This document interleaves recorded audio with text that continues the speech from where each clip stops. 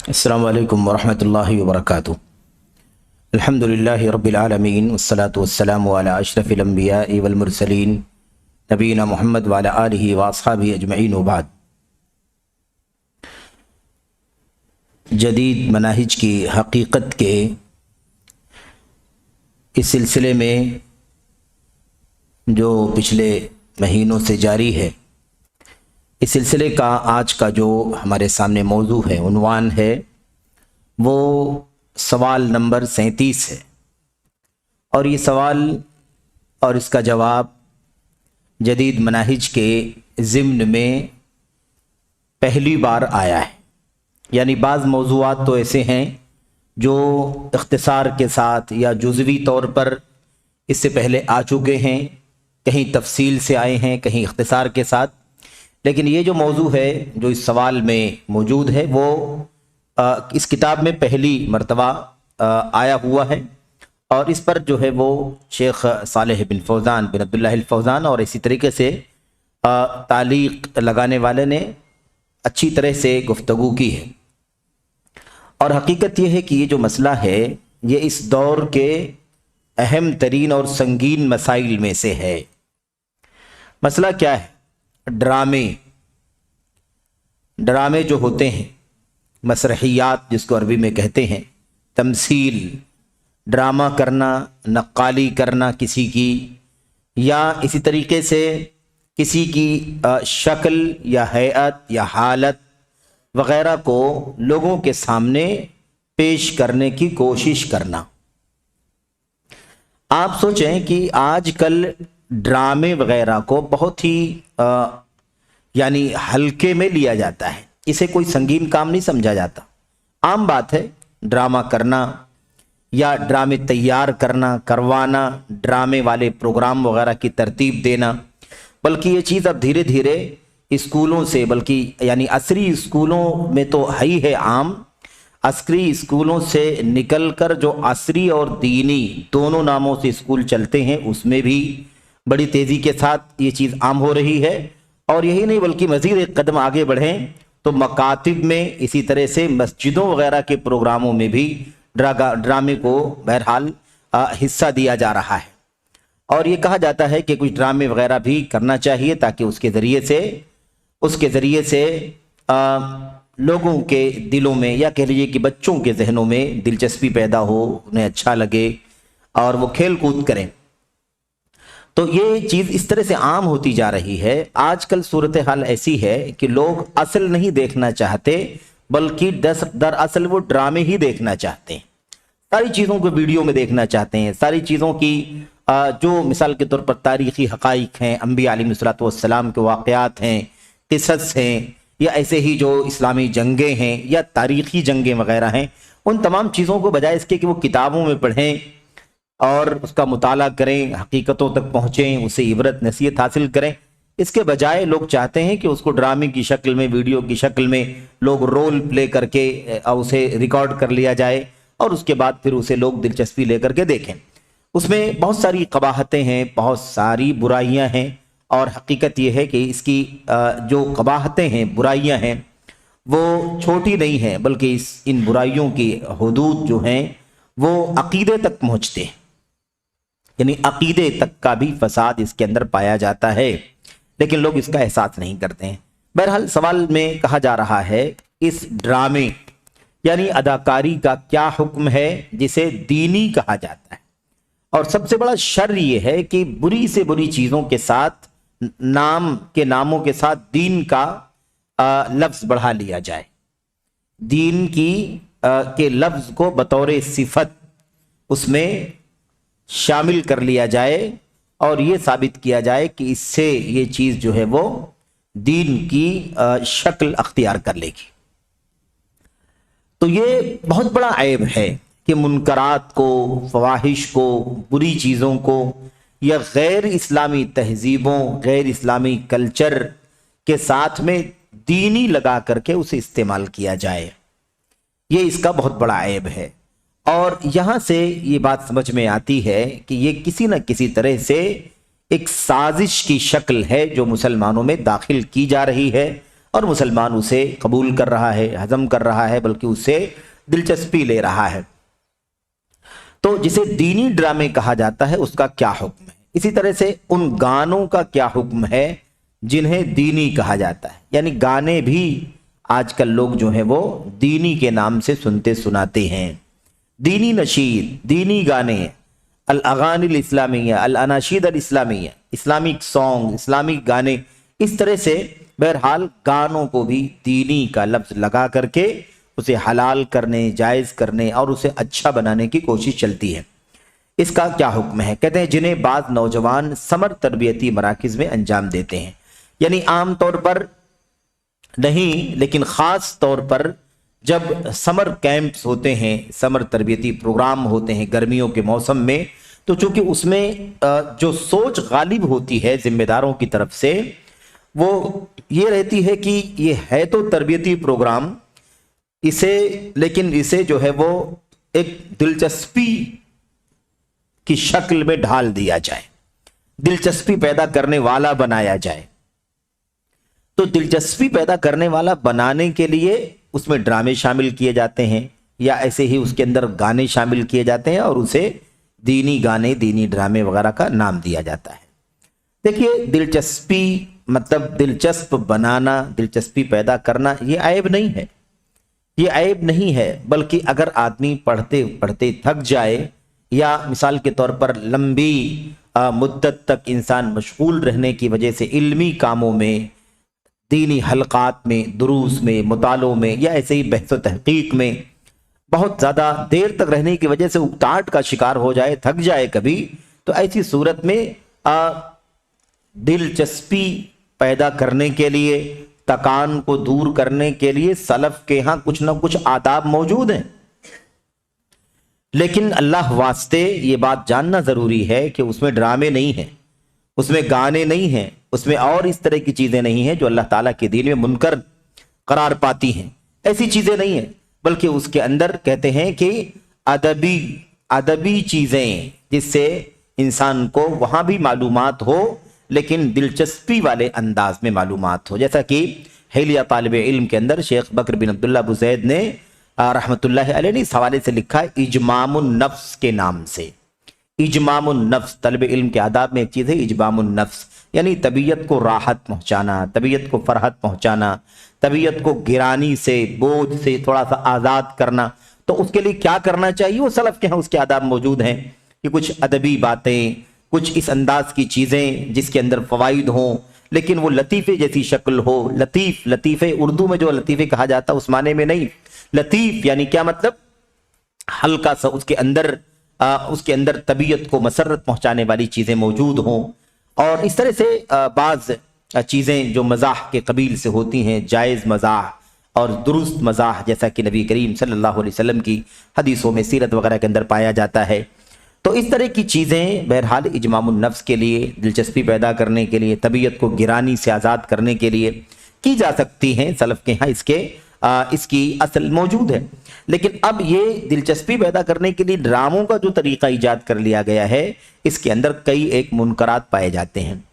سوال کا جواب لمبا ہے اور اس میں بہت ساری باتیں، اہم باتیں، قیمتی باتیں بیان کی گئی ہیں، تو پہلے اختصار کے ساتھ اس کا جواب پڑھ لیں اور پھر اس کے بعد جو تعلیق ہے ہمارے شیخ جمال بن فرحان الحارثی رحمۃ اللہ علیہ کی، اس تفصیل کو بھی انشاءاللہ تبارک و تعالی ہم پڑھیں گے، اور اس میں خود کئی ایک علماء کی تصریحات، ان کی وضاحتیں، ان کی تحریریں انشاءاللہ تبارک و تعالی آئیں گی، اور یہ بھی معلوم پڑے گا کہ ڈرامے آئے کہاں سے مسلمانوں میں۔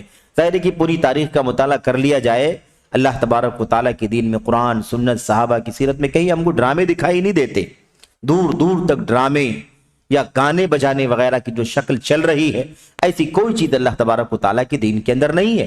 بعض مواقع پر محدود دائرے میں شرائط کے ساتھ، ضوابط کے ساتھ، آج کل کے منکرات سے بالکل دور بعض چیزوں کی اجازت ہے، جیسے عید کے موقع پر یا شادی بیاہ کے موقع پر چھوٹی چھوٹی بچیاں جو ہے وہ کچھ نظمیں وغیرہ پڑھ سکتی ہیں، اور وہ بھی آواز باہر نہ آئے، بڑی لوگ نہیں، بڑی عورتیں نہیں، بڑی عمر کے لوگ نہیں، بلکہ چھوٹی چھوٹی بچیاں، اور دف بجانے وغیرہ کی اجازت ہے، اور وہ بھی ظاہر ہے کہ دف ہونا چاہیے، آج کل کی طرح سے طبلے اور ڈھولک یا ایسے ہی میوزک اور سارنگی اور اس طرح سے جو اور چیزیں وجود میں آ گئی ہیں، इन तमाम चीज़ों की गुंजाइश नहीं है। तो बहरहाल आइए देखते हैं। जवाब में शेख सालेह फौजान हाफिज़हुल्लाह कहते हैं, मैं ड्रामा यानी अदाकारी को जायज़ नहीं समझता। अब मैं कहते हैं ये एक अदब है, एक तरीका है कि साहिब इल्म भी वो पूरे तौर पर सराहत के साथ खुल करके सारी जिम्मेदारी अपने ऊपर ले करके कोई बात नहीं कहता है। यानी गोया ये कहना चाहते हैं कि मुझे इत्मीनान नहीं है इससे, हालांकि जो दलीलें आप पढ़ेंगे उससे आपको इससे कहीं ज्यादा इत्मीनान हो जाएगा, जितना हम समझते हैं कि ये जायज नहीं है उससे ज्यादा इत्मीनान हो जाएगा। लेकिन ये शेख सालेह फौजान हैं किबार उलमा में से, वो कहते हैं कि मैं ड्रामे यानी अदाकारी को जायज नहीं समझता क्योंकि इसमें दर्ज झेल मफासिद हैं, इसमें कई एक बुराइयां हैं। और ये मफासिद क्या हैं? 4 सफ़े की बात आप देखें, सफ़ा नंबर 235 पर ऊपर नंबर 1 पहली बुराई क्या है? कबाहतें हैं, इसके अंदर बुराइयां हैं, मफासिद हैं। क्या है? नंबर 1। और ये उसूली बात बता रहे हैं शेख सालेह फौजान, उसूली यानी बुनियादी बातें जिसकी वजह से ड्रामे जायज नहीं हैं या ड्रामों को मैं जायज नहीं समझता, वो बुनियादी बात है। नंबर 1, इसमें हाजिरीन को गफलत में डाला जाता है। यानी ड्रामे का मकसद क्या होता है? ड्रामे का मकसद ये होता है कि सुनने वाले, देखने वाले, बच्चे, बड़े, मर्द, खवातीन सब क्या हो जाएं? ये गफलत का शिकार हो जाए। जाहिर सी बात, जब आदमी ड्रामों को देखता है, उससे महसूस होता है, तो बकिया सारी चीजों से वो गाफिल हो जाता है, सारी चीजों से वो गफलत का शिकार हो जाता है, खो जाता है, उसी के अंदर भूल जाता है दीगर चीजों को। तो कहते हैं इसमें हाजिरीन को गफलत में डाला जाता है, यानी भुलवाया जाता है। बुलवाना, फुसलाना, एक आदमी किसी ऐसी चीज में मशगूल कर दिया जाए कि वो दूसरी चीजों से गाफिल हो जाए। ड्रामे के अंदर खास बात यह है क्योंकि वो अदाकार की हरकतों को देखते और हंसते हैं। वो ड्रामाकार, अदाकार जो होता है उसकी हरकतों को देखते और हंसते हैं। उसके बाद कहते हैं चुनांचे ज्यादातर ड्रामों का मकसद सिर्फ तसल्ली और हाजिरीन को भुलाना होता है। ये एक पहलू है, पहली बात यही है। इसकी मफासिद में, इसकी बुराइयों में से पहली चीज क्या है कि ड्रामे के जरिए से आमतौर पर लोगों को गफलत में डालना, लोगों को बहलाना, फुसलाना, भुलवाना मकसद होता है। इसीलिए लोग जब हाजिर होते हैं तो देखते हैं, हंसते हैं, खिलखिलाते हैं। आप बसा औकात देखेंगे कि लोग आजकल कान में ईयरफोन लगाए रहते हैं, मिसाल के तौर पर, या बड्स लगाए रहते हैं और खिलखिला करके हंसते हैं। आप सोचेंगे कि क्या हो गया है इसे, बगल वाले बैठ करके सोचते हैं इसको क्या चीज है, आखिर क्या है इसके सामने कि वो इस कदर हंस रहा है। तो असल में होता यही है कि लोग जो है वो अपने ड्रामे को देखने और सुनने में पूरे तौर पर उसी के अंदर मुनहमिक हो जाते हैं, उसी के अंदर मस्त हो जाते हैं, खो जाते हैं। तो ये एक पहलू है। दूसरी चीज क्या है? दूसरा पहलू ये है कि जिन शख्सियतों की अदाकारी की जाती है, ये यहां से अहम बातें आ रही हैं, अहम बातें आ रही हैं। वो जो पहली बात थी वो क्या है? वो ड्रामों का नेचर बताया जा रहा है कि ड्रामों में होता यही है। लेकिन असल जो बातें अंदर की हैं, ड्रामों के अंदर की, वो शेख सालेह फौजान कहते हैं दूसरा पहलू यह है कि जिन शख्सियतों की अदाकारी की जाती है बसा औकात वो इस्लाम की अजीम हस्तियां होती हैं। आजकल ड्रामे जो बनाए जा रहे हैं, जो फिल्माए जा रहे हैं, बहुत सारी चीज़ें तारीख की हैं, अंबिया अलैहिस्सलाम की सीरत है, जिंदगियां। इसीलिए आपको आप देखेंगे कि हज़रत इब्राहीम अलैहिस्सलाम पर ड्रामे बनाए गए, हज़रत मूसा अलैहिस्सलाम पर, हज़रत ईसा पर, हज़रत मरियम पर, हज़रत फातिमा पर, हज़रत अली पर, और इस्लामी जंगे सारी की सारी हज़रत यूसुफ अलैहिस्सलाम का ख़ास तौर पर बड़े तेज़ी के साथ लोगों में आम हुआ। अच्छा, फिर ऐसे ही आप देखें तो आजकल आज जो फिल्म बनी चल रही है बहुत तेज़ी के साथ, तुर्किया वालों ने जो बनाई है तगरल गाजी की, उसमें आप देखें कि तुर्की हुकूमत का तस्करा, तुर्की दौरे हुकूमत का, सल्तनत उस्मानिया का तस्करा किया गया है। उसके अंदर भी बहुत सारी बातें हैं। आप अगर उसकी हकीकतों को जानेंगे तो हैरान हो जाएंगे कि उसमें किस कदर मुनकरात पाए जाते हैं, और अंदर जो बातें बताई जा रही हैं ड्रामे के अंदर वो मजीद मुनकरात हैं। उसके अंदर अकीदे का फसाद है, उसके अंदर फिक्र का फसाद है, मनहज का फसाद है, बदअमली है, बदअकीदगी है, ये सारी चीज़ें पाई जाती हैं। तो इस्लाम की अजीम हस्तियां होती हैं, कभी वो अंबिया हो सकते हैं, कभी वो अल्लाह के नबी सल्लल्लाहु अलैहि वसल्लम के सहाबा हो सकते हैं, कभी फरिश्ते भी होते हैं, है कि नहीं? فرشتے، آپ نے دیکھا ہوگا اگر کبھی اتفاق ہوا ہوگا تو فرشتوں کو بھی ڈرامے کی شکل میں کسی انسان کو فرشتہ بنا دیا جاتا ہے۔ اب ظاہر ہے کہ جبریل امین علیہ السلام کی اگر کوئی نقالی کر رہا ہے، ڈرامہ کر رہا ہے، جبکہ وہ فاسق ہے، فاجر ہے، عام طور پر ڈرامہ کرنے والے ایکٹرز ہوتے ہیں جو بڑی تعداد میں یہودی ہیں، کرسچنز ہیں مثال کے طور پر، یا ایسے ہی وہ رافضی قسم کے لوگ ہیں، یا مثال کے طور پر غیر مسلم ہیں جن کا عقیدہ کفریہ ہے، شرکیہ ہے وغیرہ، ایسے لوگ عام طور پر مسلمان بھی ہیں، اس میں مسلمان بھی ہیں، ایسی بات نہیں ہے، کیونکہ مسلمان بہت زیادہ اپنے آپ کو پسماندہ سمجھتا ہے، اگر دنیا کے ساتھ ساتھ نہ چل پائے، بہت کوشش کرتا ہے کہ دنیا کے ساتھ ساتھ بھاگے دوڑے اور ان کی طرح سے اسے بھی شہرت ملے۔ یہ عجیب اسلام کے ماننے والوں میں ایک طبقے کی پستی ہے کہ وہ اسلام کو عزت کا ذریعہ نہیں سمجھتا بلکہ دنیا کے پیچھے بھاگنا چاہتا ہے اور اس میں اپنی ترقی سمجھتا ہے، اپنی واہواہی سمجھتا ہے، اور یہ سمجھتا ہے کہ یہی اس کی معراج ہے کہ وہاں تک وہ پہنچ جائے۔ تو بہرحال لیکن بڑی تعداد میں ایسے لوگ بھی ہیں اس کے اندر جو عالمی شہرت یافتہ ڈرامہ کار ہیں، ہے نا، ایکٹنگ کرنے والے لوگ ہیں، تو وہ لوگ ہوتے ہیں۔ اب آپ بتائیے کہ حضرت جبریل امین علیہ السلام اگر کوئی بن رہا ہے نا، کسی مطلب واقعے کا ڈرامہ اگر بنایا جا رہا ہے، تو آپ بتائیے کہ کہاں جبریل امین علیہ السلام اور کہاں یہ انسان، اور اس کے بعد وہ بھی فاسق و فاجر یا یہودی کرسچن یا غیر توحید اور عقیدے سے برگشتہ انسان۔ تو کس قدر توہین ہے کہ حضرت جبریل علیہ السلام کی کوئی نقالی کر رہا ہو اور اس کی حالت یہ ہو، یا حضرات صحابہ کرام ہیں، ابو بکر ہے، عمر، عثمان، علی یا دیگر صحابہ کرام، ان کی کوئی نقالی کر رہا ہو اور ڈرامے میں کوئی ان کا رول پلے کر رہا ہو، کس قدر تنقیص ہے، کس قدر توہین ہے، یہ کتنے عیب کی بات۔ اور یہ ایک پہلو ہے، ایک پہلو نہیں، اچھوں کی نقالی برے لوگ کرے، اچھوں کی نقالی برے لوگ کرے، ابھی اس کا برعکس بھی آئے، برے لوگوں کی نقالی مسلمان کرے، ایک مسلمان فرعون بنے، ایک مسلمان قارون بنے مثال کے طور پر، شیطان بنے، اس طرح بہت سارے لوگ ہیں، ابو جہل بنے، ابو لہب بنے کوئی مثال کے طور پر۔ تو کس قدر توہین ہے، ہر صورت میں اسلام کی توہین ہے، مسلمانوں کی توہین ہے، اسلام کی وقات اور اس کا مقام اسے ضائع ہوتا ہے، اور اسلام جو ہے وہ بالائی لے کر کے آیا ہے، بلندی لے کر کے آیا ہے، وہ کسی کے نیچے، کسی کی بستی کی طرف جانا اور مثال کے طور پر اس کا محتاج نہیں ہے۔ اسلام کی جو ہے، اسلام کی کوئی تاریخ یا کوئی حقیقت یا کوئی اس کا کوئی پیغام دنیا میں عام کرنے کے لیے اس طرح کے گھٹیا قسم کے، سطحی قسم کے کام کیے جائیں، ڈرامے بنائے جائیں۔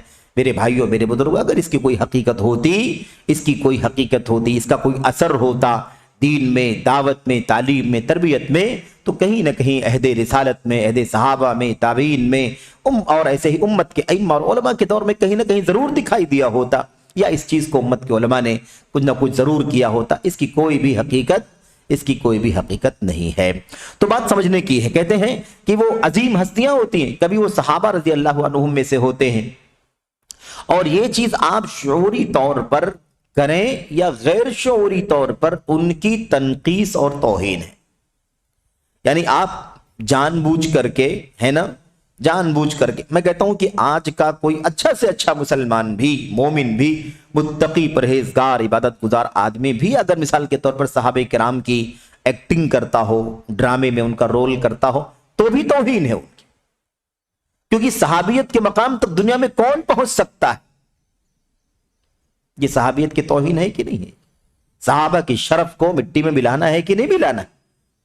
تو کوئی بھی اچھا سے اچھا آدمی بھی کرے تو توہین ہے، چاہے جائے کہ ایک فاسق و فاجر، ایک بدعمل بد کردار آدمی کرے، بلکہ ایمان کا بھی اس کے عطا پتہ نہ ہو، اور ایسا آدمی ان کا ڈرامہ کرے، تو ان کی توہین و تنقیص ہے۔ مثال کے طور پر اگر ایک بچہ یا کوئی انسان جس کا حلیہ اور وضع قطع نامناسب ہو، ہے نا، ایک بچہ مثال کے طور پر اگر ایک بچہ یا کوئی انسان جس کا حلیہ یعنی اس کی شکل و صورت جس کو کہتے ہیں، اس کا چہرہ مہرہ اور ایسی وضع قطع، ہے نا، جو انسان کا ظاہری حصہ ہے یہ نامناسب ہو، مثال کے طور پر داڑیاں موڑنے والا ہو، بڑی بڑی مونچھیں رکھا ہو مثال کے طور پر، یا اور کوئی شکل ہو، کوئی مسئلہ ہو، کہتے ہیں کہ مسلمانوں کے کسی عالم یا کسی صحابی کی اداکاری کرے تو یہ ناجائز ہے کہ نہیں؟ یہ اندر کی بات کر رہے ہیں، یعنی سب مسلمان ہیں، جن کی اداکاری کی جا رہی وہ بھی مسلمان اور کرنے والے بھی مسلمان، لیکن اس کا چہرہ مہرا وضاقتہ حلیہ، اس کے شمائل گندے ہیں، ہے نا، اس نے برا بنا رکھا ہے، اسلام کے خلاف چہرہ بنا رکھا ہے، اور وہ اداکاری کرے تو ناجائز ہے کہ نہیں ناجائز ہے؟ ناجائز ہے، کیونکہ بہرحال اس سے اس شخص کی توہین ہو رہی ہے جس کی اداکاری کی جا رہی ہے، کیونکہ وہ متقی پرہیزگار، اللہ کا ڈر، اللہ کا خوف اور اس کی خشیت رکھنے والے لوگ تھے، اور آج جو ہے اس قسم کے فاسق و فاجر قسم کے لوگ جو ہیں، بدعمل لوگ، ان کی اداکاری کر رہے ہیں، کیونکہ ایسا کرنے میں اس فاسق و بدعمل یا گندے اداکار کے حلیے کے سبب اس اسلامی شخصیت کی تنقیص و توہین ہوتی ہے۔ توہین ہوتی ہے کہ نہیں ہوتی ہے؟ اچھا، ابھی ہم میں سے کوئی آدمی کسی کی نقالی کرے، کسی کی ایکٹنگ کرے، اور وہ آدمی اگر اس کا چہرہ مہرہ گندا ہو، مثال کے طور پر بے نمازی ہو، یا مثال کے طور پر وہ کہہ لیجئے کہ منشیات کا عادی ہو، یا مثال کے طور پر وہ سود کا لین دین کرتا ہو، بے نمازی ہو، اور آپ کی اگر ایکٹنگ کرے، آپ کا کوئی رول وہ پلے کرے کسی ڈرامے کے اندر، تو آپ کو اچھا لگے گا؟ ہم کو اچھا لگے گا؟ ہم کہیں گے نا کہ کوئی آدمی اچھا ہوتا تو شاید ہم برداشت بھی کر لیتے، ایسا فاسق و فاجر آدمی ہمارا رول پلے کر رہا ہے، تو آدمی اپنی حد تک سوچے کہ یہ برداشت نہیں کر سکتا ہے، تو بھلا کیسے اس بات کو گوارا کرتا ہے کہ اللہ کے نبی کے صحابی کی کوئی عکاسی کرے، اس کی نقالی کرے، یا مثال کے طور پر کسی صاحب علم، صاحب فضل کی کوئی ڈرامہ کاری کرے؟ کس کی گنجائش؟ اس کی گنجائش کہاں سے نکل سکتی ہے؟ تو یہ ہے، چنانچہ اگر کوئی شخص آ کر آپ کی اداکاری کرے، آپ کے چلنے کی طرح چلے، یا آپ کی گفتگو کی نقالی کرے، تو کیا یہ آپ کو اچھا لگے گا؟ شیخ صالح فوزان کہتے ہیں کہ آپ کو اچھا لگے گا، یا آپ اسے اپنی توہین اور بے عزتی شمار کریں گے؟ آپ اس کو اپنی توہین یا بے عزتی شمار کریں گے۔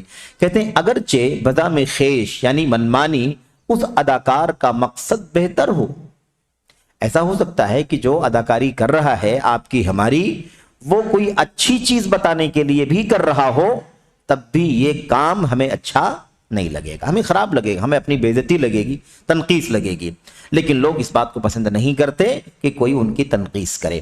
تو ایک پہلو تو یہ ہو گیا۔ اچھا، اس کے بعد دوسرا پہلو شیخ کہہ رہے ہیں تیسرا اور آخری پہلو، تیسرا اور سب سے خطرناک پہلو کیا ہے؟ وہ یہ ہے کہ بعض لوگ کہتے ہیں کہ بعض اداکار کسی کافر شخص کی اداکاری کرتے ہیں، یہ اس کا برعکس پہلو ہے، یعنی برے لوگوں کی اداکاری نیک لوگ کرتے ہیں، کافروں کی اداکاری مسلمان کرتے ہیں، یا نیک کاروں کی اداکاری بدکار بدعمل قسم کے لوگ کرتے ہیں، یہ اس کا بہت ہی زیادہ بنکر پہلو ہے۔ تو یہ کہ بعض اداکار کسی کافر شخص کی اداکاری کرتے ہیں، جیسے ابو جہل ہے، یا ایسے ہی فرعون وغیرہ ہے۔ اب ظاہر سی بات ہے کہ حضرت موسیٰ علیہ السلام کی فلم جو بنائی گئی ہے نا، جو ڈرامہ فلم وہی ہے نا، مطلب اس کی عکاسی کی جا رہی ہے، اس کو اس پوری صورتحال کو پیش کرنے کے لیے کچھ لوگوں کو رول کرنے کے لیے تیار کیا گیا، اور اس کی مشق کرائی گئی، اور اس کے بعد اس کو فلمایا گیا اور لوگوں کو دکھایا جا رہا ہے۔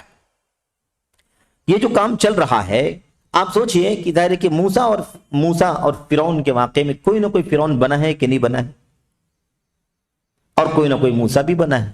تو جو موسیٰ بنا ہے، اگر وہ کوئی فاسق و فاجر بدعمل یا غیر مثال کے طور پر مومن ہے، تو ایسی صورت میں وہ فرعون حضرت موسیٰ کی توہین کر رہا ہے کہ نہیں کر رہا ہے؟ اور کوئی شخص اگر فرعون بنا ہوا ہے، فرعون کا رول پلے کر رہا ہے، اور وہ مسلمان ہے، تو بتائیے کہ وہ اسلام کی توہین کر رہا ہے کہ نہیں کر رہا ہے؟ دونوں صورتوں میں، ایک ہی واقعے میں دونوں چیزیں ہمیں ملتی ہیں۔ ایسے اور بھی جتنے واقعات ہیں، جتنے ڈرامے بنائے جا رہے ہیں، فلمیں بنائی جا رہی ہیں، ان سب کے اندر یہ پہلو پایا جاتا ہے۔ کہتے ہیں اور ان کی کفریاں باتیں بولتے ہیں۔ یہ کتنا خطرناک مسئلہ ہے، آپ بتائیے کتنا خطرناک مسئلہ ہے۔ الا من اکرہ وقلبہ مطمئن بالایمان ولکن من شرح بالکفر صدرا، اللہ تبارک و تعالیٰ فرماتا ہے جسے مجبور کر دیا گیا ہو کفریہ بات کہنے پر، تو اللہ تبارک و تعالیٰ اس کی گرفت نہیں کرے گا۔ ولیکن من شرح بالکفر صدرا، لیکن جو دل کھول کر کے، سینہ کھول کر کے کفر بولتا ہو، اس کے لیے عذاب ہے کہ نہیں عذاب ہے؟ اب کون سی مجبوری ہے بتائیے؟ ان ڈراموں میں کون سی مجبوری ہے کہ وہ کفریہ باتیں اپنی زبان پر لاتے ہیں؟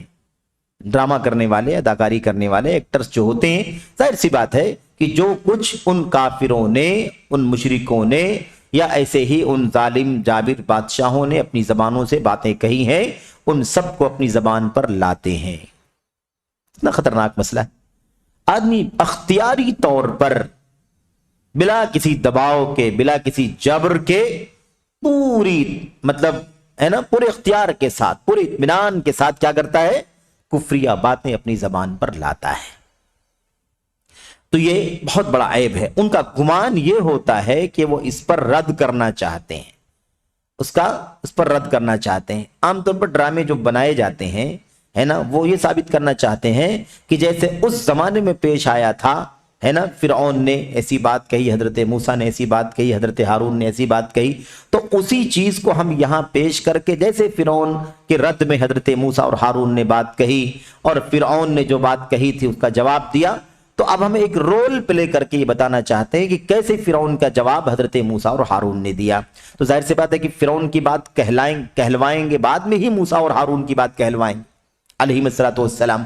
تو ثابت یہ کرنا چاہتے ہیں کہ جیسے وہ رد کیا گیا تھا فرعون کے اوپر، ایسے ہی ہم وہ رد ثابت کرنا چاہتے ہیں، اس لیے ڈرامہ بنا رہے ہیں۔ لیکن حقیقت میں کیا ہوتا ہے؟ وہ فرعون کی بات کو اپنی زبان پر لاتے ہیں، کفریہ باتیں اپنی زبان پر لاتے ہیں، یہ بتانا چاہتے ہیں، کہتے ہیں، یا یہ بتانا چاہتے ہیں کہ زمانے جاہلیت کی کیا حالت تھی۔ تو زمانے جاہلیت کی کیا حالت تھی یہ بتانے کے لیے وہ حالت اپنی زبان سے، اپنی حرکتوں سے پیش کرنے کی کیا ضرورت ہے؟ کتابوں میں لکھا ہوا ہے، اسے پڑھ لیا جائے، تاریخ میں درج ہے، اسے دیکھ لیا جائے، احادیث رسول کے اندر اس کا نقشہ کھینچا گیا ہے، قرآن کریم کے اندر جاہلیت کی بہت ساری باتیں اللہ تبارک و تعالیٰ نے بیان کی ہیں، ہمیں اسے پڑھنا چاہیے، علم حاصل کرنا چاہیے، ہمارے لیے کافی ہے۔ اچھا، کہتے ہیں یہ کافروں کی مشابہت ہے۔ اگر یہ ثابت کرنا چاہتے ہیں کہ ہم ہے نا کیا کرنا چاہتے ہیں، زمانے جاہلیت کی حالت لوگوں کے سامنے پیش کرنا چاہتے ہیں، تو یہ کافروں کی مشابہت ہے، کیونکہ ظاہر سی بات ہے کہ اس کا اسلام سے کیا تعلق ہے؟ جاہلیت اور کفر ایک ساتھ میں، جاہلیت اور کفر ایک ساتھ میں، یہودیت، عیسائیت اور مشرکین عرب کا شرک، یہی ساری چیزیں جاہلیت کہلاتی ہیں۔ ہم جب کہتے ہیں جاہلیت، اس کا مطلب کیا ہوتا ہے؟ اہل کتاب، یہود، نصارہ اور ایسے مشرکین عرب، یہی اصل میں جاہلیت ہے۔ اور جو بھی کہتے ہیں من شاک لہم، جو بھی ان کی طرح سے کام کر رہا ہو، وہ بھی جاہلیت کے اندر شامل ہے۔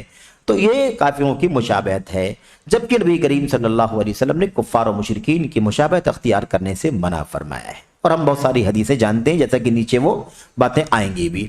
یہ شخصیت کی مشابہت بھی ہے اور ان کی گفتگو کی بھی، یعنی شخصیت کی بھی مشابہت ہے، کیونکہ حلیہ بھی وہی بنایا جاتا ہے نا، حلیہ بھی وہی بنایا جاتا ہے۔ اگر وہ شخص جس کی اداکاری کی جا رہی ہے وہ کافر ہے، تو اداکاری کرنے والا کافر بن کر کے وہ کام کرتا ہے، جو باتیں وہ بولا ہے، جو باتیں اس نے بولی ہیں وہ باتیں یہ بھی بولتا ہے۔ اگر اس نے داڑھی موڑ رکھی ہے تو یہ داڑھی موڑ کر کے رول پلے کرتا ہے۔ اگر اس نے مونچھیں بڑی بڑی کر کے، مونچھیں بڑی بڑی رکھنے والا وہ آدمی تھا، تو آج کا مسلمان اداکاری کرنے کے لیے مونچھیں بڑی بڑی کر لیتا ہے، خواہ وہ اصلاً کر لیتا ہو یا اس کے لیے جو آج کل آرٹیفیشل آتا ہے بنا ہوا، اسے وہ استعمال کرتا ہے۔ بہرحال اداکاری میں یہ ساری چیزیں ہوتی ہیں، اور یہ تمام کی تمام چیزیں منکرات کے قبیل سے۔ ایک اور بہت بڑا عیب ہے، اور بہت سارے عیوب ہیں، ایک دو نہیں۔ شیخ صالح فوزان حفظ اللہ نے چند اہم باتیں یہاں پر بیان کر دی ہیں۔ ایک بہت بڑا عیب جو اور سمجھ میں آتا ہے وہ یہ ہے کہ اگر آپ نے کوئی ڈرامہ دیکھ لیا، کوئی فلم اگر آپ نے دیکھ لی، حضرت موسیٰ فرعون کی، مثال کے طور پر حضرت ابراہیم علیہ السلام اور قارون کی، یا اور اس طرح کی کوئی بھی چیز اگر آپ نے دیکھ لی، یا حضرت یوسف علیہ السلام اور کیا نام ہے ان کے بھائیوں کی، اور وقت کے جو حاکم تھا مصر کا، مثال کے طور پر، وغیرہ وغیرہ، اگر آپ نے ان سب چیزوں کو دیکھا ہے نا، تو ایک سب سے بڑا عیب ہے کہ جب آپ یہ نام قرآن میں، سنت میں، سیرت میں، تاریخ میں جب آپ پڑھیں گے تو آپ کے ذہن میں وہی تصویر آتی ہے جو آپ نے ڈرامے میں دیکھا ہوا ہے۔ یہ کس قدر عیب کی بات ہے کہ آپ جب فرعون کا تذکرہ پڑھیں گے تو آپ کے ذہن میں وہ شکل آئے گی جو آپ نے ڈرامے میں دیکھا ہوا ہے۔ آپ موسیٰ علیہ السلام کا جب نام پڑھیں گے اور واقعے سے آپ گزریں گے تو آپ کو تصویر آپ کے ذہن میں آئے گی کہ ہم نے وہی حضرت موسیٰ علیہ السلام ہے۔ ऐसे वही हजरत यूसुफ अलैहिस्सलाम, जबकि वो कौन है जिनकी तस्वीरें आपने देखी हैं? वो यहूदी हैं, वो क्रिश्चियन हैं, वो राफिजी हैं, वो बद्दीन मुल्हिद किस्म के लोग हैं अक्सर व बेशतर, क्योंकि अक्सर व बेशतर अदाकारी आलमी शोहरत याफ्ता जो लोग करते हैं वो इसी कबील से और इसी किस्म के लोग हुआ करते हैं। तो बहरहाल ये एक बहुत बड़ा उसका ऐब है कि आप जो है एक बहुत अजमत वाली शख्सियत को भुला दिए हैं, और आप उसका नाम जब सुनते हैं तो आपको ये आदमी याद आता है, ये तस्वीर आपके जहन में आती है। आप बताइए कि वो अजमत जो आपके दिलों में छुपी हुई है, राज में थी, तब वो अजमत वाली थी, आपने किसी शख्स को उसकी शबीह बना दिया तो वो शख्सियत हल्की हो गई कि नहीं हो गई? ये बहुत अजीब व गरीब चीज है। आप किसी को नहीं देखे होते हैं ना, किसी शख्स को आपने नहीं देखा और आप उसके बारे में बहुत कुछ सुनते हैं, वो फला ऐसा है, फला ऐसा है, फला ऐसा है, और एक बार आपको बरसों के बाद देखने का इत्तेफाक हो जाए और वो आदमी जब आप उसको देखें तो आपके जहन में जो तसव्वुर था उसके मुताबिक वो अगर आपको न मिले तो आप देखने के बाद कहते हैं यही है, इसको तो मैं बहुत बड़ा समझता था, आज देखा तो समझ में आया कि इसकी ये हालत है। तो आप तो हम इसका तसव्वुर अच्छी तरह से कर सकते हैं कि हम हजरत मूसा अलैहिस्सलाम का मकाम, कलीमुल्लाह अलैहिस्सलाम, हजरत यूसुफ अल्लज़ी उतिया शत्रल हुस्न, जिनको आधा हुस्न दिया गया था अल्लाह तबारक व तआला की तरफ से। आप बताइए कि अब आधा हुस्न दिया गया था, क्या कोई ड्रामा कर सकता है हजरत यूसुफ अलैहिस्सलाम का? किसको ढूंढ कर कोई लाएगा जिसको आधा हुस्न दिया गया हो? है ही नहीं दुनिया में कोई। इसका मतलब यह है कि आप किसी हसीन लड़के को या किसी हसीन शख्स को जिसको ड्रामे में लाया गया हो, आप जब उसको देखेंगे तो आपके जहन में आएगा कि यही यूसुफ अलैहिस्सलाम है। तो मेरे भाइयों, मेरे बुजुर्गों, अक्सर व बेशतर जिन ड्रामाकारों को, अदाकारों को आप जानते हैं, सुनते हैं, अगर आप उनकी सीरत का पता लगाएं, उनके हुलिये का पता लगाएं, या उसके बारे में आप पता लगाएं कि वो कौन है, कहाँ का है, उसका धर्म क्या है, उसका अकीदा क्या है, तो आपको अक्सर व बेशतर वो यहूदी, ईसाई, राफिजी या ऐसे ही बदअकीदा किस्म के लोग मिलेंगे, बेदीन मुल्हिद किस्म के लोग मिलेंगे। तो ये सारी चीजें हैं। उसके बाद शेख सालेह फौजान कहते हैं कि इसमें एक कबाहत ये भी है, यानी एक ऐब और बुराई ये भी है कि दावत का ये तरीका नबी करीम सल्लल्लाहु अलैहि वसल्लम का तरीका है, न हमारे असलाफ का। ये तरीका न हमारे नबी का है, न हमारे सलफ़ सालेहीन का, और ना ही मुसलमानों का। आजकल जो बाज़ दीनी इदारों में बहुत ज़्यादा मीडिया का इस्तेमाल हो रहा है, उसमें एक शक्ल ये भी दर आ रही है, यानी रस रस करके जगह बना रही है अंदर, और लोग बड़ी कोशिश भी कर रहे हैं कि इसके जवाज का फतवा मिल जाए, या फला ने जायज़ फतवा दिया है, जवाज का फतवा दिया है, तो उससे बहरहाल सहारा लेते हुए लोग ये काम कर रहे हैं और करने की कोशिश कर रहे हैं कि दीनी मालूमात, सूद की हुर्मत है मिसाल के तौर पर, या ऐसे रिश्वत की हुर्मत है, या झूठ की हुर्मत है, या गीबत की हुर्मत है मिसाल के तौर पर, या चोरी है वगैरह, इस तरह की चीज़ों को साबित करने के लिए लोग ड्रामे बना रहे हैं। दीनी इदारे वाले भी, खासतौर पर जो चैनल्स वगैरह चलाते हैं, उनके यहाँ एक अजीबोगरीब मजबूरी आ जाती है कि वो सोचते हैं कि किसी तरीके से, है ना, हमारे चैनल से लोग ज़्यादा से ज़्यादा लोग जुड़े, ज़्यादा से ज़्यादा लोगों को दिलचस्पी इससे पैदा हो और लोग इस तरफ रागिब हों। इस कोशिश में वो बहुत सारे रास्ते तलाश करते हैं कि कौन सा रास्ता मिले। तो मसला ये है कि अब दावत के काम में इन अदाकारियों की क्या गुंजाइश है? दावत के काम में अब ये दावत का काम अल्लाह तबारक व तआला ने अंबिया और अंबिया के बाद उम्मत के उलमा के हवाले कर दिया है। ये तो बिल्कुल अपनी जगह पर तय है, अटल है, मुसल्लम है। लेकिन ये जो तरीका चल रहा है, इस तरीके की शरीयत में क्या गुंजाइश है?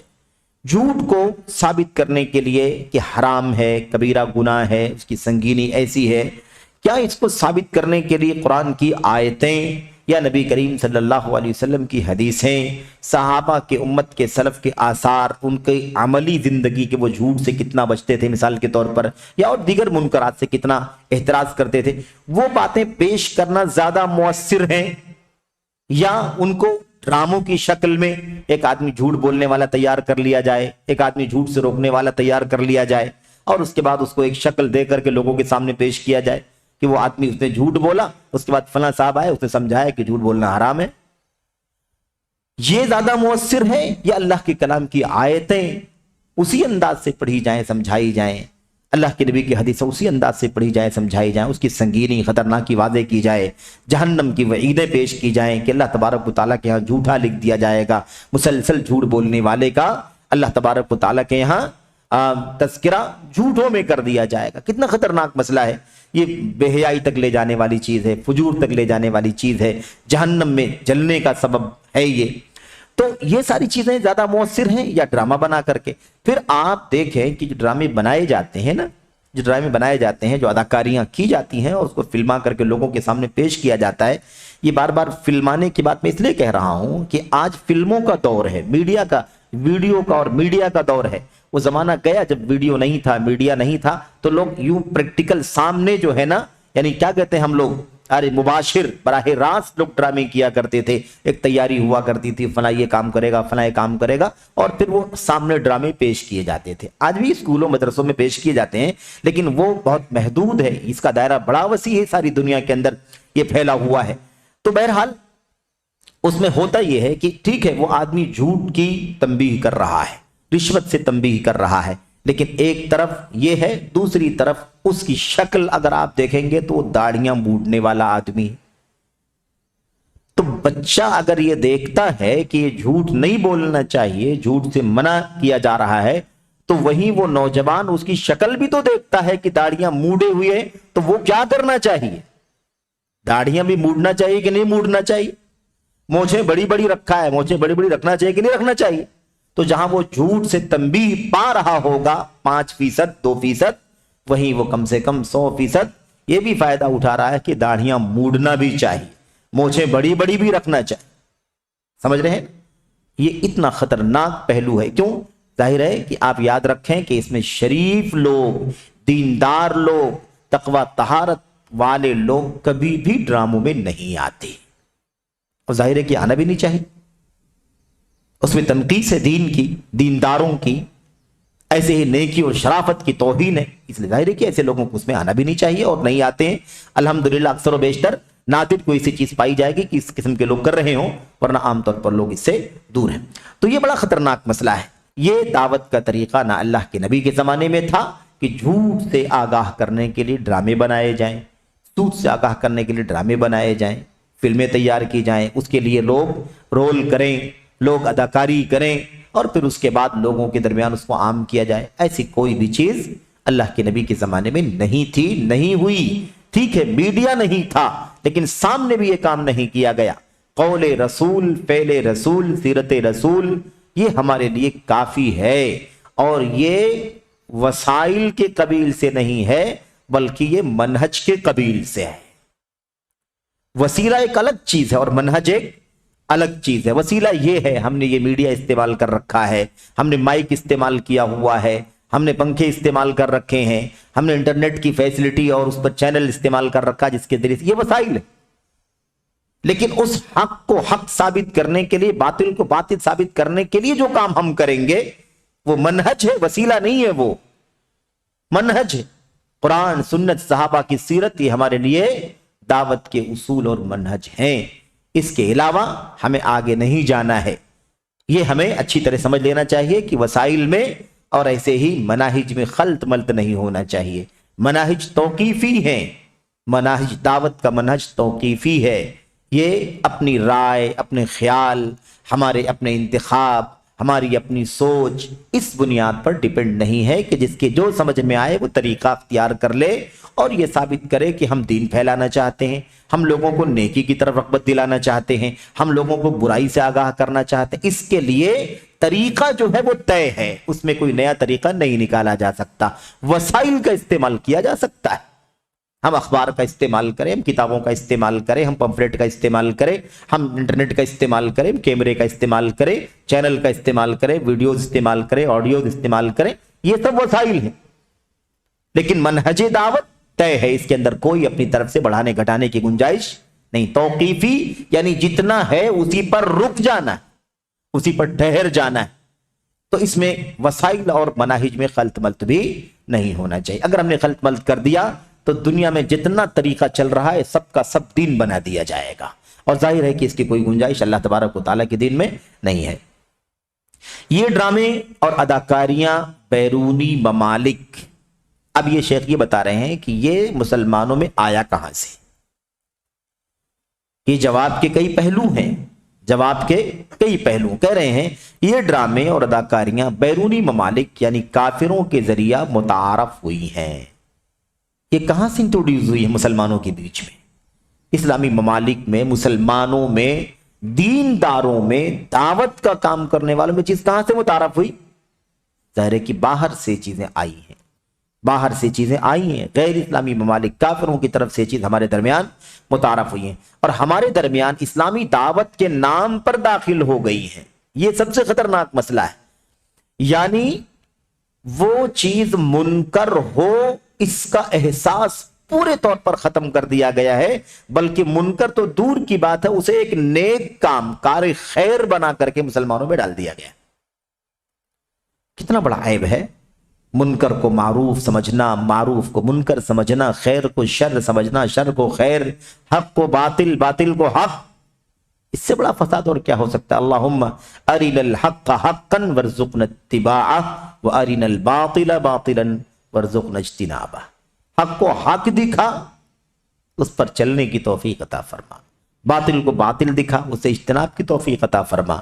کہتے ہیں حتی یصیر المنکر معروفا والمعروف منکرا، حالات ایسے ہو جائیں گے، دلوں کے اندر ایسے بگاڑ آئے گا کہ معروف منکر بن جائے گا اور منکر معروف بن جائے گا، یہ صورتحال ہو جائے گی۔ تو یہ خطرناک مسئلہ، اللہ کے نبی نے فرمایا تھا نا کہ حالات ایسے ہو جائیں گے کہ سنتیں گم ہو جائیں گی، بدعتوں کا چلن اتنا عام ہو جائے گا کہ انہیں بدعتوں کو سنت سمجھ لیا جائے گا اور ان بدعتوں کو چھوڑا جائے گا تو کہنے والے کہیں گے طریقت السنہ، یہ دیکھو سنتوں کو چھوڑا جا رہا ہے۔ حالات اس طرح سے بگڑیں گے، نہیں کہہ سکتے کہ یہی وہ دور ہے، لیکن دور آ رہا ہے، تیزی کے ساتھ حالات بدل رہے ہیں اور یہی شکل دھیرے دھیرے دنیا کے اندر اختیار کی جا رہی ہے اور یہی راستہ لوگوں نے پکڑا ہوا ہے۔ تو یہ ڈرامے اداکاریاں غیر مسلم ممالک سے متعارف ہوئی ہیں اور ہمارے درمیان اسلامی دعوت کے نام پر داخل ہو گئی ہیں، انہیں دعوتی وسائل میں شمار کرنا صحیح نہیں ہے۔ یہ دیکھیے، دعوتی وسائل میں شمار نہیں کر سکتے اس کہ یہ بھی ایک طریقہ ہے، اس راستے سے بھی دعوت عام کی جائے، اسے دعوتی وسائل میں شمار کرنا صحیح نہیں ہے۔ شیخ کہتے ہیں کیونکہ دعوتی وسائل الحمدللہ توقیفی، وسائل بمانا مناہج، یہاں وسائل کا بمانا مناہج ہے، یعنی دعوت کے وسائل توقیفی ہیں، یعنی اس کے مناہج توقیفی ہیں اور اس طریقے سے بے نیاز ہیں، اس طریقے سے بے نیاز ہیں۔ یہ طریقہ نہیں ہے، جو طریقہ ہے وہی طریقہ، اور طریقے کو ہی منہج کہتے ہیں، منہج کو طریقہ، طریقے کو منہج۔ اس لیے آپ یہاں پر بات سمجھ میں آ گئی نا کہ کہتے ہیں کہ یہ اور اس طریقے سے بے نیاز ہیں، یعنی جو اسلامی طریقے ہیں، اسلامی مناہج ہیں، وہ مناہج اس منہج سے بے نیاز ہے، اس منہج کی اس طریقے کی انہیں کوئی ضرورت نہیں ہے۔ اسی لیے ہم نے عرض کیا کہ وسائل بمانا مناہج ہے، وسائل بمانا طرق ہے، طریقے۔ مختلف ادوار میں دعوت اللہ کا مشن، مختلف زمانوں میں، مختلف دوروں میں دعوت اللہ کا مشن ان ڈراموں کے بغیر بھی کامیاب رہا ہے۔ بھئی آج یہ سب چیزیں وسائل آ گئے تو لوگ ڈرامے بنانے لگے۔ سوال یہ پیدا ہوتا ہے کہ 1433 43 44 سال یہ ہو رہے ہیں، آج سے اگر یہ 10 20 50 سال نکال دیے جائیں، بلکہ 50 سال تو نہیں، 10 20 سال اگر صرف نکال دیے جائیں جو یہ دور ہے، تو اس سے پہلے دعوت کا کام کیسے ہوتا تھا؟ اور یہ شرح بھی ہم دیکھ سکتے ہیں کہ دنیا میں انہی کتابوں کو پڑھ کے، خطبے دے کے، نصیحت کر کے، تقریریں کر کے، سبق پڑھا کے، مساجد کے اندر، مدارس کے اندر، حلقات کے اندر جتنی اصلاح کا کام ہوتا تھا، کیا آج ان وسائل کے ساتھ، ڈراموں کے ساتھ زیادہ اس سے دعوت کا کام ہوتا ہے، اصلاح کا کام ہوتا ہے؟ نہیں، ایسی کوئی بات نہیں، کیونکہ حالات بتلاتے ہیں کہ جتنا اس سے پہلے حالات بہتر تھے، اس سے حالات آج بدتر ہوتے چلے جا رہے ہیں، جبکہ وسائل، یہ طریقے بہت زیادہ عام ہو چکے ہیں۔ تو اس لیے کہتے ہیں مختلف زمانوں کو اگر ہم دیکھیں، مختلف ادوار کو پچھلے اگر ہم دیکھیں، تو دعوت اللہ کا مشن ان ڈراموں کے بغیر بھی کامیاب رہا ہے۔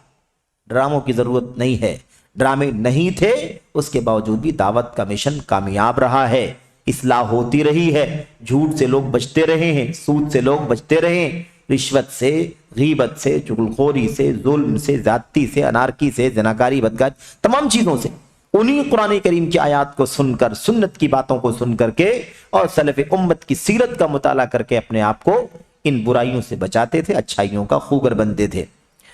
اس طریقے کے آنے کے بعد لوگوں میں کسی چیز کا اضافہ نہیں ہوا ہے۔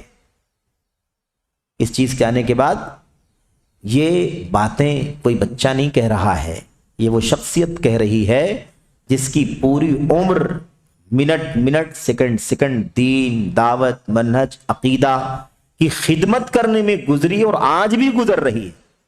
نہایت ہی کہنا مشق جس کو کہتے ہیں نا، مجھی مجھائی، بے انتہا گہری تجربے کار علمی دعوتی شخصیت کی باتیں ہیں یہ، جن کے سامنے پوری تاریخ نگاہوں میں ہے، ان کے پوری دنیا کے حالات، عالم اسلام کا منظرنامہ ان کے سامنے ہے، کہاں کیسے حالات چلے، کب چلے، کیا برائیاں کیا اچھائیاں پھیلی، کس کے ذریعے سے پھیلی، کون سے وسائل کب تھے، کون سے وسائل بعد میں آئے، سب پر اچھی نظر ہے۔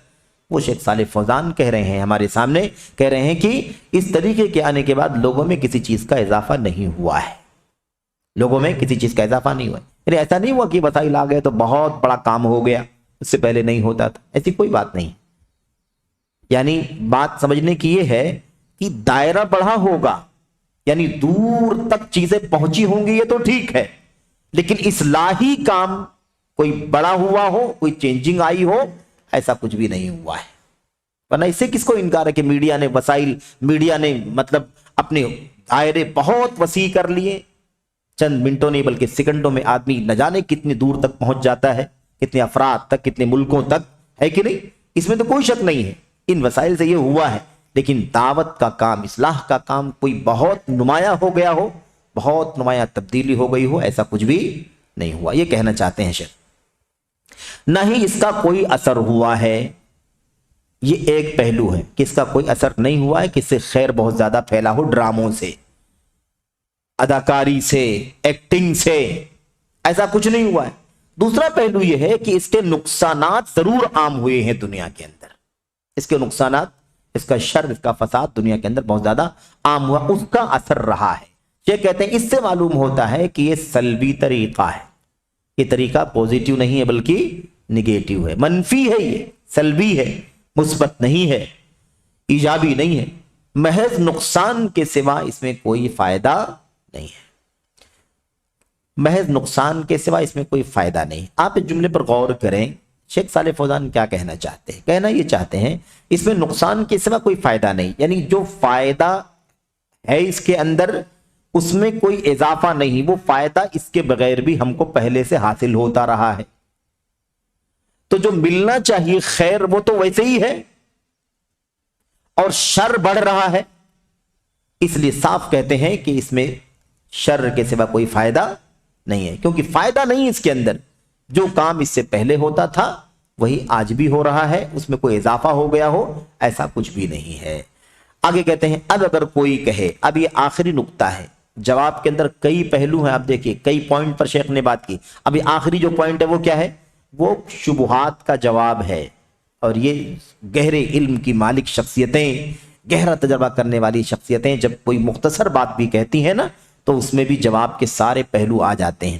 اب آخری پہلو اس کے اندر یہ ہے کہ کوئی اعتراض کرنے والا اعتراض کر سکتا ہے، کوئی دلیل لے کر کے آ سکتا ہے کہ یہ دیکھو یہ دلیل ہے، اور آپ کہتے ہیں کہ اداکاری نہیں کر سکتے، ڈرامہ نہیں کر سکتے، کوئی کسی کی نقالی نہیں کر سکتا، کوئی کسی کے بھیس میں نہیں آ سکتا، کوئی کسی کی شکل، کوئی کسی کا حلیہ اختیار نہیں کر سکتا، آپ کہہ رہے ہیں۔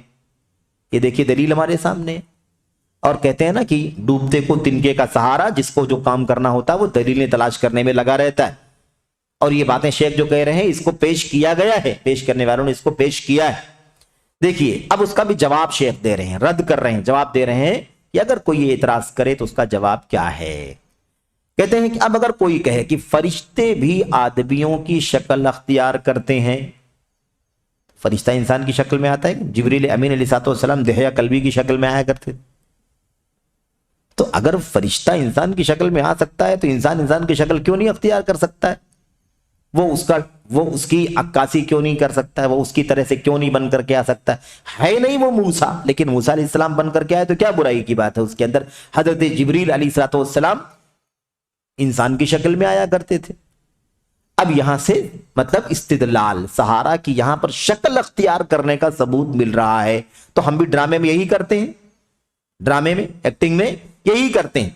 تو اس کا جواب دے رہے ہیں شیخ، کہہ رہے ہیں کہ جو فرشتے کے بارے میں کہا جا رہا ہے کہ آدمیوں کی شکل اختیار کرتے ہیں، اس کا جواب ہم کہیں گے کہ فرشتہ آدمی کی شکل میں اس لیے آتا ہے کہ انسان فرشتے کو اپنی صورت میں دیکھنے کی طاقت نہیں رکھتا ہے کہ نہیں؟ وہم پرستی کا بھی عجیب حال ہے کہ ایک آدمی اگر شور مچا دے تو سارے لوگ گھر سے باہر نکل جائیں گے، ایسی صورت حال ہے۔ فرشتے کو لوگ اصلی شکل میں نہیں دیکھ سکتے، اصلی شکل میں دیکھنے کی طاقت انسانوں کو نہیں ہے، اس لیے فرشتہ اللہ تبارک و تعالی کی طرف سے انسان کی شکل میں آتا تھا تاکہ مانوس رہے۔ یہی بات مشرکین مکہ نے کہی تھی کہ انسانوں کے بیچ میں انسان کو نبی بنا دیا گیا، اور وہ بھی حقیر فقیر یتیم بچے کو نبی بنا دیا گیا، کوئی حیثیت نہیں سماجی، بے نسل ہے، اس کے باپ نہیں، اس کی ماں نہیں، یتیمی کی زندگی گزارا، دادا نے پالا پوسا، چچا نے پالا پوسا، اس کو کیوں بنا دیا گیا؟ اگر نبی یہ ہوتا حقیقت میں تو مکہ اتنا بڑا شہر ہے، بغل میں طائف ہے، یہ بڑے بڑے دو شہر ہیں، ان میں سے کوئی رئیس آدمی نبی بنتا، اور یا پھر بنتا تو کوئی فرشتہ بنا کر کے بھیجا جانا چاہیے تھا۔ انسانوں کے بیچ میں یہ ایک عام انسان، حقیر انسان اس طرح سے آیا ہوا نبی بن کر کے، یہ ہمیں سمجھ میں نہیں آتا ہے۔ تو اللہ تبارک و تعالیٰ نے فرمایا کہ عجیب حیرانی ہے کہ انسان ہو تو انسانوں کے بیچ میں انسان مانوس رہے گا یا فرشتہ مانوس رہے گا؟ اگر فرشتے یہاں بستے دنیا کے اندر تو اللہ تعالیٰ فرماتا ہے ملک الرسولہ، ہم فرشتے کو رسول بنا کر کے بھیج دیتے، لیکن بستی انسانوں کی ہے تو پیغام لے کر کے جو آئے وہ انسان ہونا چاہیے، یہ مناسب ہے، یا فرشتہ لے کر کے آئے وہ مناسب ہے؟ ظاہر سی بات ہے کہ اللہ کا پیغام انسانوں کے بیچ میں انسان لائے تو زیادہ مناسب ہے، تاکہ وہ اس کی زبان سمجھیں، اس کے رہن سہن، اس کے معمولات سے مانوس ہوں، وحشت نہ محسوس کریں، ڈرے نہیں۔ یہ ساری چیزیں عین دعوت کے عین مطابق ہیں جو اللہ تبارک و تعالیٰ نے فرمائی ہے۔ تو مشرکین مکہ یہ کہتے تھے کہ فرشتہ کیوں نہیں بنایا گیا نبی، اور یہ اعتراض کرنے والے کیا کہتے ہیں کہ فرشتہ انسان کی شکل میں آتا تھا تو ہم ڈرامہ کیوں نہیں کر سکتے ہیں؟ فرشتہ انسان کی شکل میں آ سکتا ہے، انسان کی شکل اختیار کر سکتا ہے، اور شکل بدل کر کے انسان کی شکل میں آ سکتا ہے، تو ہم ڈرامہ کیوں نہیں کر سکتے؟ اس کا مطلب تمہیں کہنا چاہتے ہو کہ انسان کی شکل میں نہیں آنا چاہیے، فرشتے کو فرشتے کی حالت میں آنا چاہیے، تو انسان کیسے اس سے مانوس ہوتے، کیسے اس سے فائدہ اٹھاتے؟ تو شیخ صالح فوزان کہتے ہیں اس لیے فرشتہ انسان کی شکل میں آتا تھا کہ اپنی صورت میں انسان فرشتے کو اپنی صورت میں دیکھنے کی استطاعت نہیں رکھتا، اور یہ چیز انسان کی مصلحت میں ہے، انسان کی مصلحت میں ہے کہ انسان سے گفتگو کرے، انسانی شکل سامنے دیکھے اور اس سے گفتگو کرے تاکہ وہ بات کر سکے، دیکھ سکے، ملاقات کر سکے۔ کیونکہ اگر فرشتے اپنی حقیقی شکلوں میں آتے تو انسان انہیں مخاطب کرنے، ان سے بات کرنے اور انہیں دیکھنے کی بھی طاقت نہیں رکھتا۔ تو جواب ہو گیا کہ نہیں ہو گیا کہ یہ مصلحت تھی، اس لیے اللہ تبارک و تعالیٰ نے ہم انسانوں کی مصلحت کے لیے یہ طاقت دی انہیں کہ وہ شکلیں اختیار کر سکتے ہیں۔ ٹھیک ہے، اس کے بعد نیز فرشتے، دوسری بات، فرشتے جب کسی کی شکل اختیار کرتے ہیں تو ان کا مقصد وہ اداکاری نہیں ہوتا ہے۔ اداکاری کرنے کے لیے انسان بن کر کے آتے، اداکاری کرنے کے لیے نہیں آتے تھے۔ آج انسان اداکاری کرنے کے لیے، ڈرامہ کرنے کے لیے کوئی کسی کی شکل اختیار کرتا ہے۔ یہاں کوئی ڈرامہ یا اداکاری مقصد نہیں تھا، بلکہ مقصد کیا تھا؟ فرشتے انسان کی شکل مصلحت کے لیے اختیار کرتے ہیں، کیونکہ فرشتوں کی شکلیں انسانوں کی شکلوں سے مختلف ہیں، اس لیے یہ کام ہوتا تھا۔ اور آج لوگ ڈرامہ کرنے کے لیے، اداکاری کرنے کے لیے یہ شکلیں دوسروں کی اختیار کرتے ہیں۔ رہا مسئلہ انسان کا، شیخ کہتے ہیں رہا مسئلہ انسان کا، تو بھلا ایک انسان کی شکل دوسرے انسان سے کیوں کر بدلی جا سکتی ہے؟ اس کا کیا سبب ہے؟ یعنی کہ انسان دوسرے انسان کی شکل میں کیوں آئے؟ کیوں آئے, اس کی وجہ کیا ہے, کوئی کام ہے, کوئی مقصد ہے, اس کا کوئی مصلحت ہے. پیغام مقصد ہے نا, تو پیغام ہمیں کسی کی اداکاری کر کے یا کسی کے ڈرامے کی شکل میں کر کے, شکل اختیار کر کے, میرے بھائیوں پیغام پہنچانے کی کوئی ضرورت نہیں ہے. تو فرشتوں کے انسانوں کی شکل میں آنے کی مصلحت الگ تھی, وہ چیز یہاں نہیں پائی جاتی. اس لیے ان ڈراموں کو جائز قرار دینے کے لیے فرشتوں کے انسانوں کی شکل میں آنے والی بات سے استدلال کرنا درست نہیں ہے. یہ چیز مناسب نہیں ہے اور اس کی کوئی حقیقت نہیں ہے.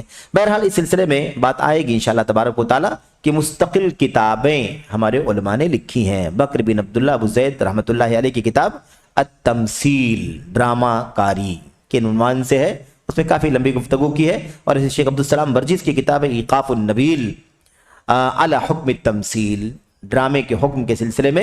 یہ دو کتابیں بڑی عظیم شان, اور بھی کتابیں ہیں لیکن جو معاصرین کی دو اہم کتابیں ہیں یہ. تو انشاءاللہ تبارک و تعالی اس کے کچھ اقتباسات یعنی ان کتابوں سے کچھ باتیں جو ہیں انشاءاللہ حاشیے میں ابھی آئیں گی جب ہم اگلے والے سیشن میں اسے پڑھیں گے. تو بہرحال یہ شیخ صالح فوزان کا جواب ہے. انشاءاللہ تبارک و تعالی مزید جو باتیں ہیں وہ اس کے اندر آئیں گی. امت کے سلف کے اقوال اور معاصرین کے اقوال اور دلائل, ساری باتیں انشاءاللہ تبارک و تعالی اس کے اندر بیان کی جائیں گی. اللہ سے دعا ہے کہ اللہ تبارک و تعالی ہمیں اور آپ کو ان جدید طریقوں, یہ بھی جدید منہج ہے, یہ بھی کیا ہے, جدید منہج ہے. دیکھا آپ نے جدید منہج کا دائرہ کہاں تک ہے. جتنی بھی چیزیں سلف کے دور میں سلف کے یہاں نہیں تھی وہ سب نئے راستے, یہ سب نئے راستے. تو میڈیا میں بھی دعوت کے نام پر بھی بہت کچھ کام ایسے کیے جاتے ہیں, یعنی وسائل اور مناہج کے سلسلے میں جو منہج سلف کے خلاف ہیں. ان میں سے ایک ڈرامہ نگاری بھی ہے, ڈرامہ کاری بھی ہے, اور یہ جو اداکاری اور ایکٹنگ ہوتی ہے اس کا بھی تعلق جدید راستے سے ہے. سلف امت کے راستے میں اس کی کوئی اصل نہیں ملتی ہے. اللہ تبارک و تعالی ہمیں اور آپ کو ان حقیقتوں کو سمجھنے کی توفیق عطا فرمائے. آمین رب العالمین. وصلی اللہ وسلم وبارک علی نبینا محمد وعلی آلہ وصحبہ اجمعین. السلام علیکم.